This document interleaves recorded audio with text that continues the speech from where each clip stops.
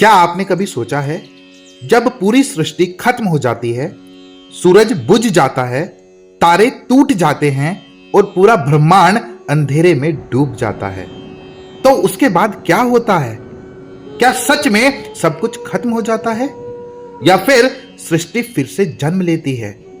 भगवत गीता का एक श्लोक इस रहस्य को खोलता है।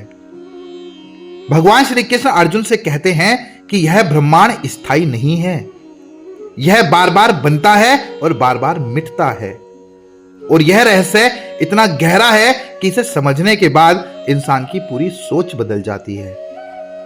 श्लोक नंबर 18 का अर्थ है कि श्री कृष्ण कहते हैं, ब्रह्मा के दिन की शुरुआत में सभी जीव और सृष्टि अव्यक्त से प्रकट होती है, और जब ब्रह्मा की रात आती है तो वही सब कुछ फिर से अव्यक्त में लीन हो जाता है। इसका मतलब क्या है?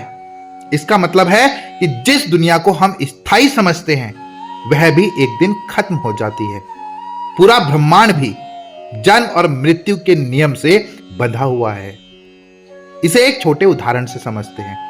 जैसे हर दिन सूरज उगता है और जीवन शुरू होता है, फिर रात आती है और सब कुछ शांत हो जाता है। ठीक उसी तरह ब्रह्मा का दिन मतलब सृष्टि का जन्म, और ब्रह्मा की रात मतलब सृष्टि का अंत, और यह चक्र करोड़ों वर्षों से चलता आ रहा है। अब सोचिए, जब पूरी सृष्टि भी स्थायी नहीं है तो हमारी छोटी सी जिंदगी कितनी अस्थायी है। फिर भी इंसान छोटी छोटी चीजों के लिए अहंकार करता है, लड़ता है और दुखी रहता है।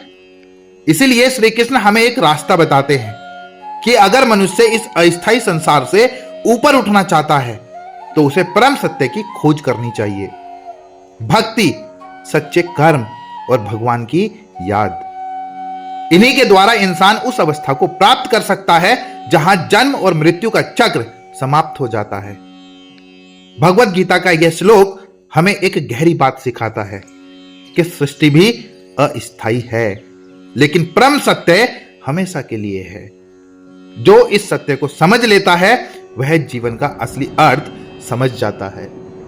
अगर आपको यह बात अच्छी लगी हो तो सच का दर्पण चैनल को सब्सक्राइब करें और वीडियो को लाइक करें और कमेंट में लिखिएगा जय श्री कृष्णा, हर हर महादेव।